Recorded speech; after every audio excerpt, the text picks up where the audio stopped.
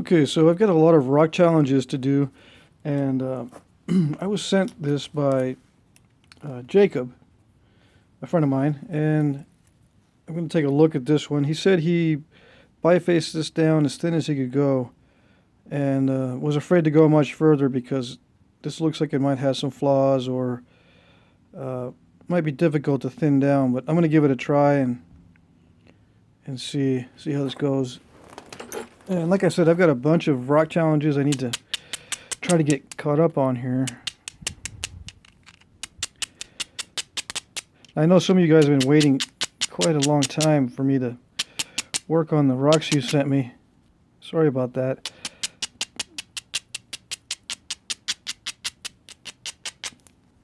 Okay, so what I did was I'm just knocking off the sharp areas.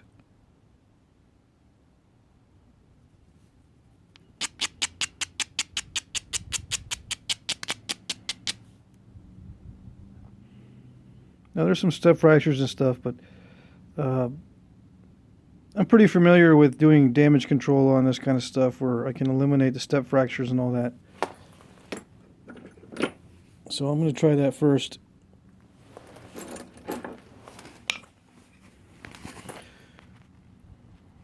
Okay. Hopefully that'll be in focus. Now, I'm not sure what this material is. It's kind of purplish. It might not look that way in the video, but it's kind of purplish. And it looks like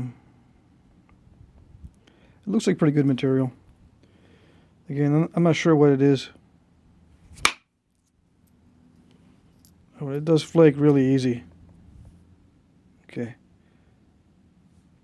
It's got some shiny spots in there, so it has some inclusions. See that? A couple of really shiny spots in there. I think that's pyrite. Or maybe even quartzite. Yeah, probably quartzite. There's some in here. But with inclusions that small, it's usually not bad. They usually don't interfere.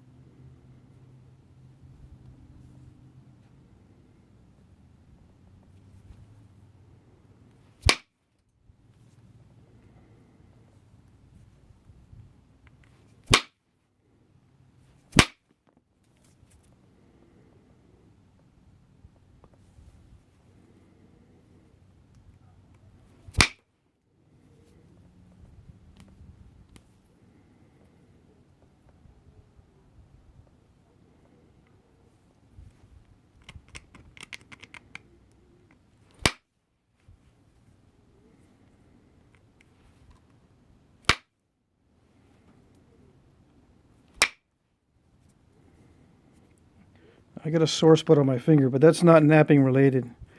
I did that moving some wood. Okay, so the tip came off there, but I think it's some inclusions there that made it weak.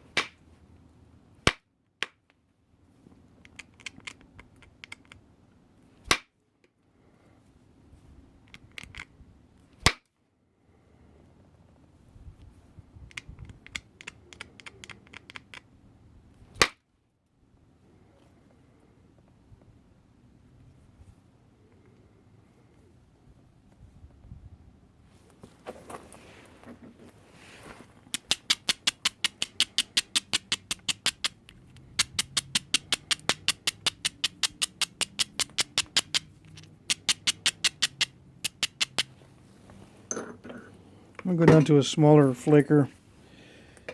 I was using the 1/4 inch, but I need to get to some of these areas very precisely. I don't want to remove flakes that are too big and risk creating a reverse hinge here. This one looks like it's almost like a reverse hinge in there.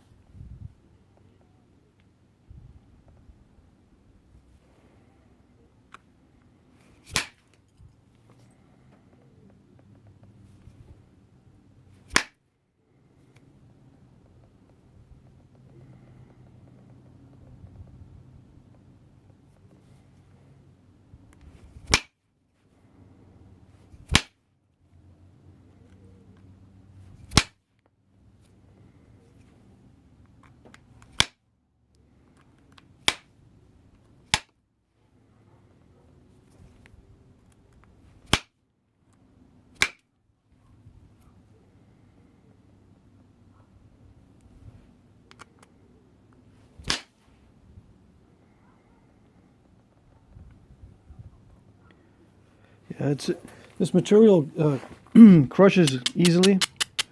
It flakes really easily too. It feels a lot like heat-treated material, and I'm not sure what Jacob told me about it. Can't remember off the top of my head if it's heat-treated or not. Anyway, with a material like this that crushes easily, you need some stout platforms.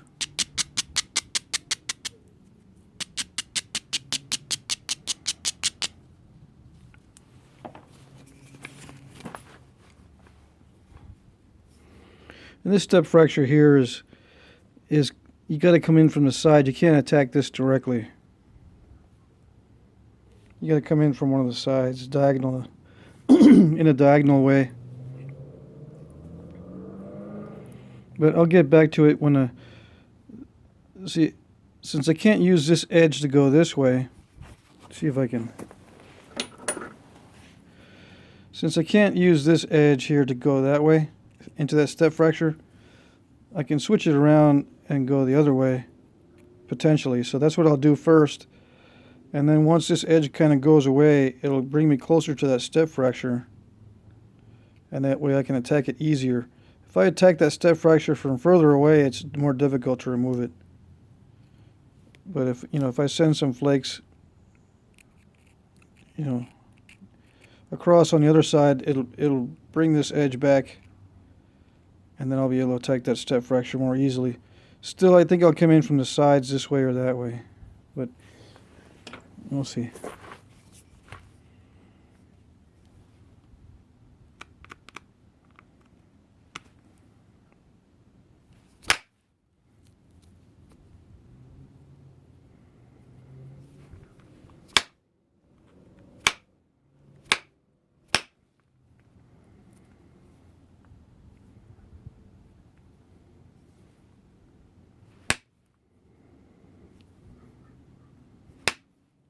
I really need to get that surface smooth because there's a lot of step fracturing.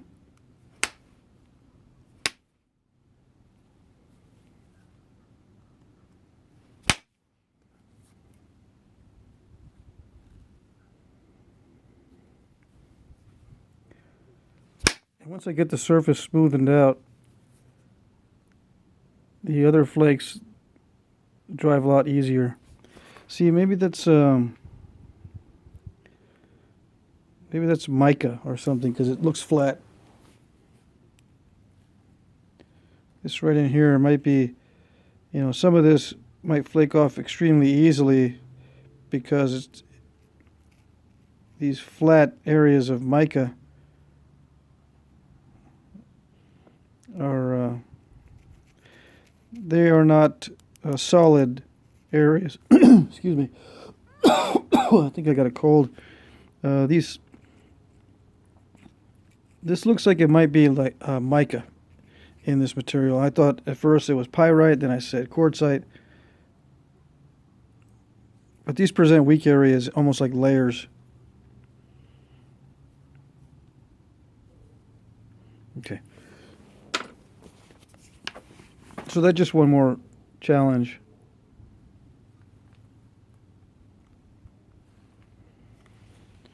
I thought the camera would be able to zoom in properly. I'm not looking too often in the viewfinder. Hopefully that I didn't miss, or you guys didn't miss too many views of a clear view of the surface here.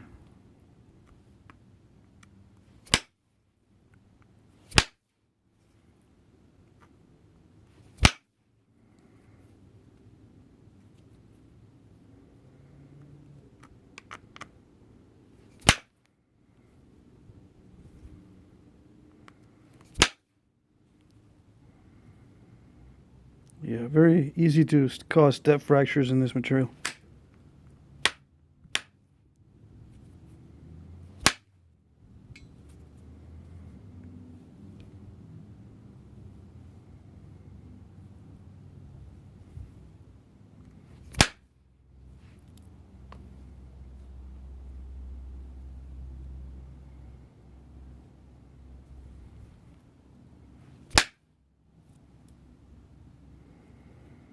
See, I came in kind of from the side.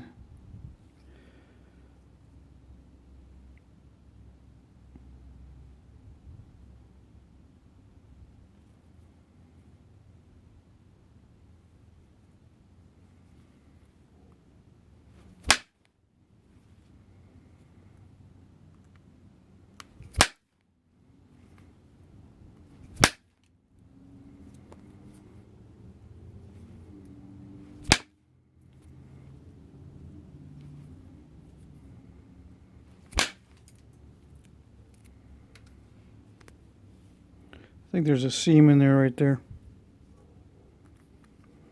It looks like it goes through.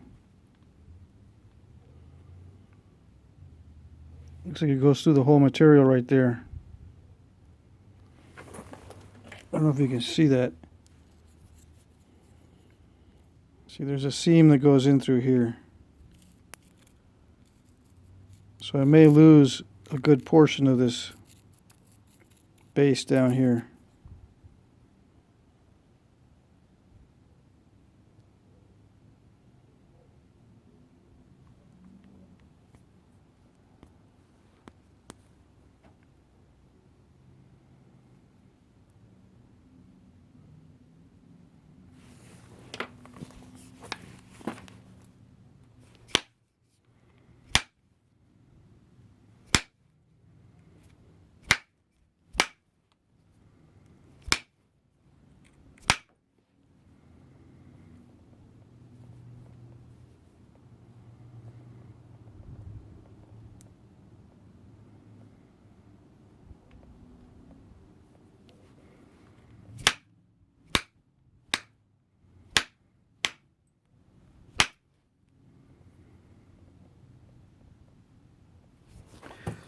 I think I lost most of that bad area, so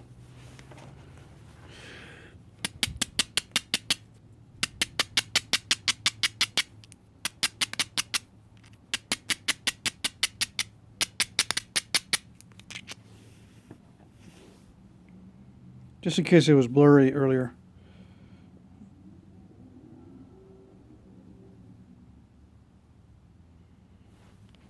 Okay.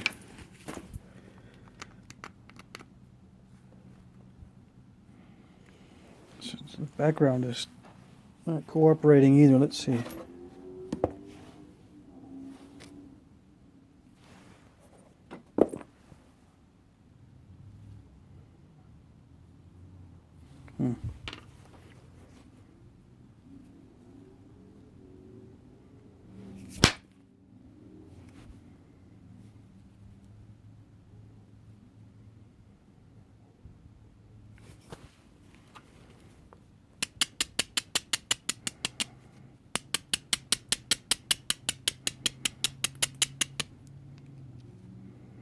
Yeah, kind of crumbly in there.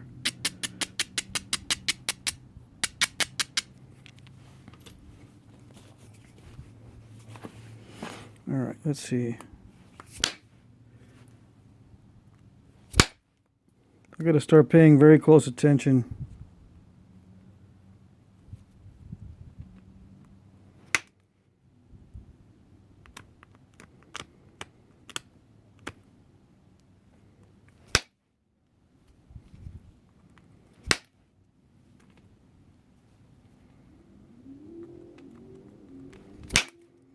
I've got to be very precise with the strikes to work around some of those bad areas where there's a lot of inclusions and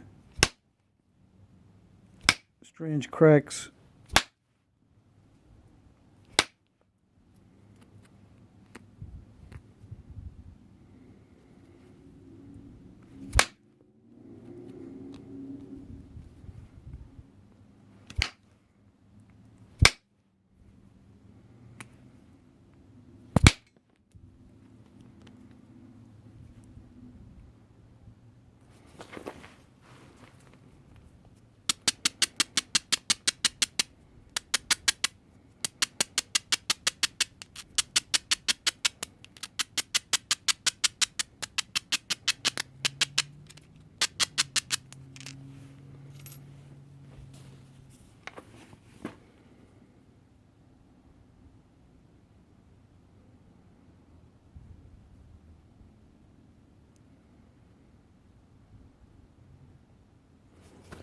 So what I've done a lot of is trying to clean up that surface to make it more convex and less steppy, so I can drive some thinning flakes.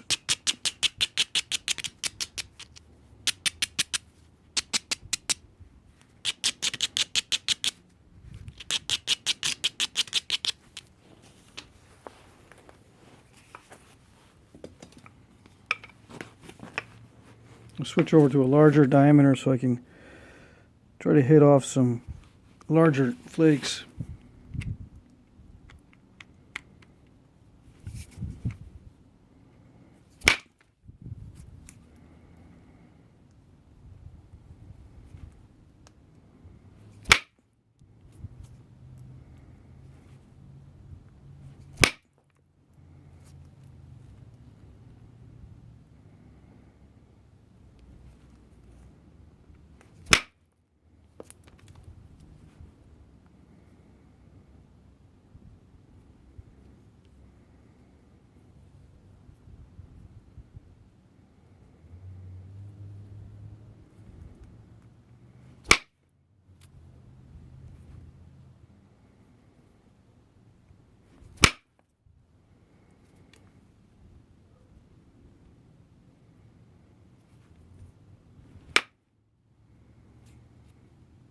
Just took a small flake there. Sometimes I just take small flakes to reduce the concavity,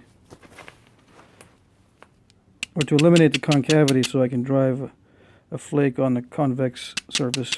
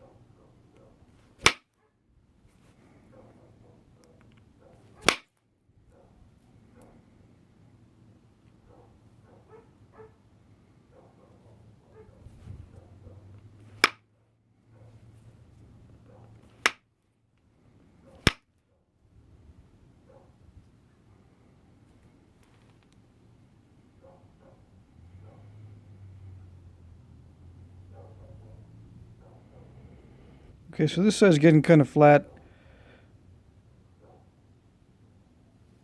Still a few areas of step fracturing.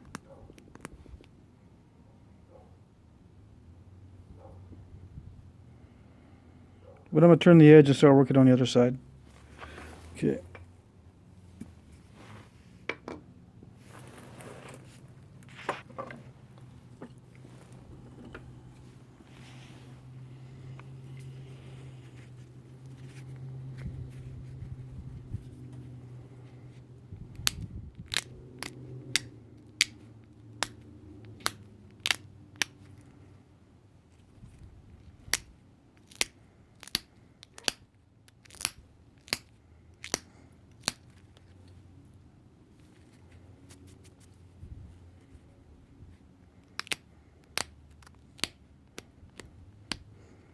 And this downward peeling works on just about any material, no matter how fragile or strong.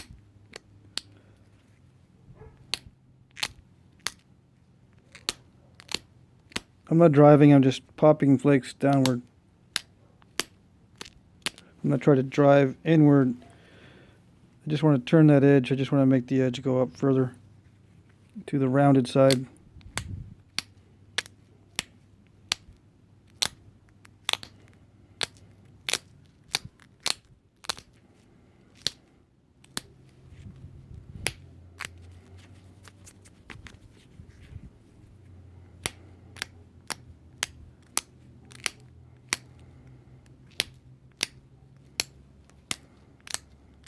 Let's see, I'm getting up close.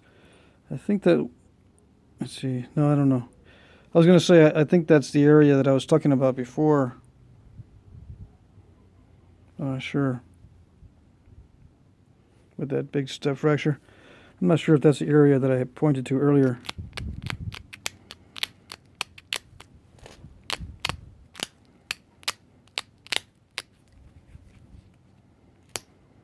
But yeah, now that I'm closer to that step fracture, it's easier to knock that off by coming in from the sides diagonally.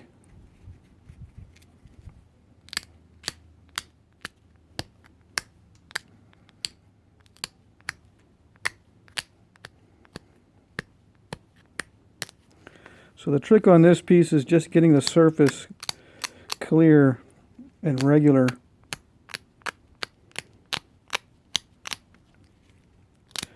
It's really easy to chip, but all the imperfections make it difficult to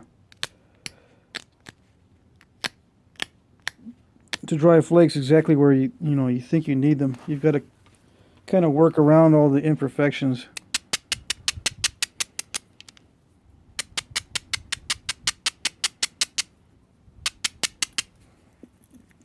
And I lost, some off the tip and some off the base, so it's quite a bit smaller than before.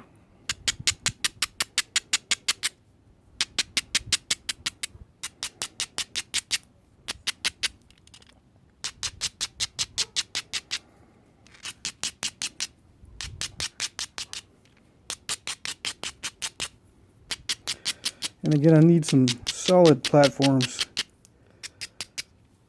I don't want to crush anything at this stage.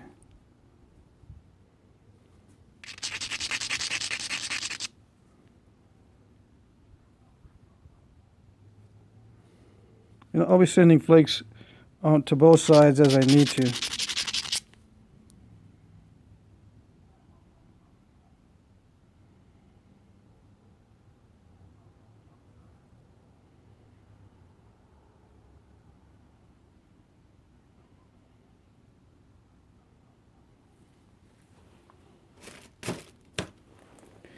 I don't know if that rotating of the preform helps.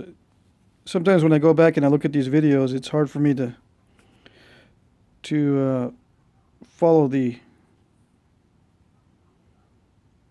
movements exactly.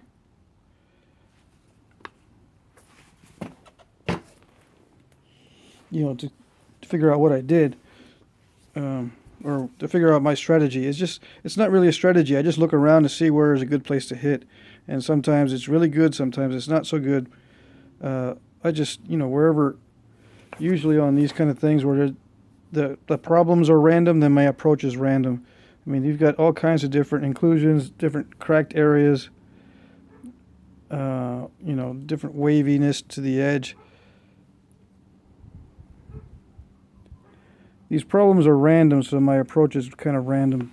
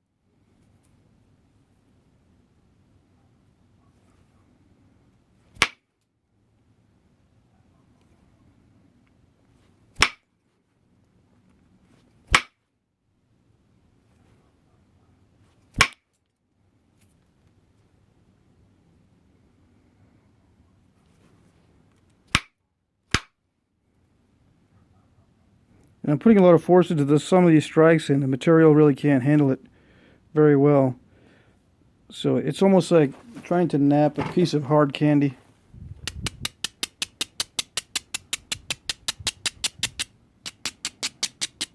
Whereas, you know, a piece of raw chert or something, instead of crushing like that, it either won't take the flake or it'll take a big flake.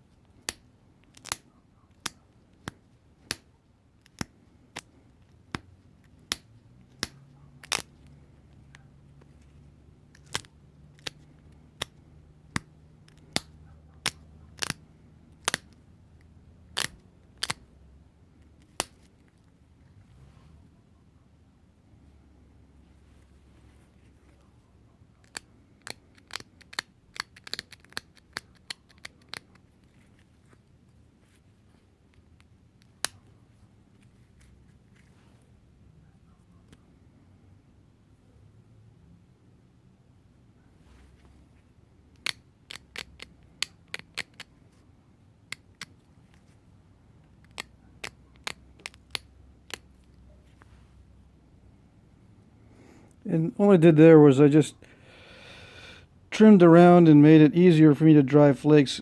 I kind of know where I'm going to be driving flakes. Usually I follow ridges, so what I do is I try to contour the edge to best take advantage of the ridges for future strikes. You know, make sure the areas right in front of a ridge are good for striking. And what I mean by good is, you know, kind of beveled, I guess. Let's see.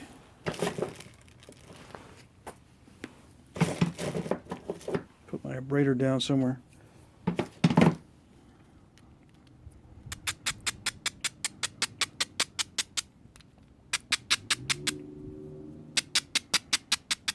I kind of forget with this camera I don't need to keep it at a certain distance. I can keep it down here if I wanted to, or zoom in really close.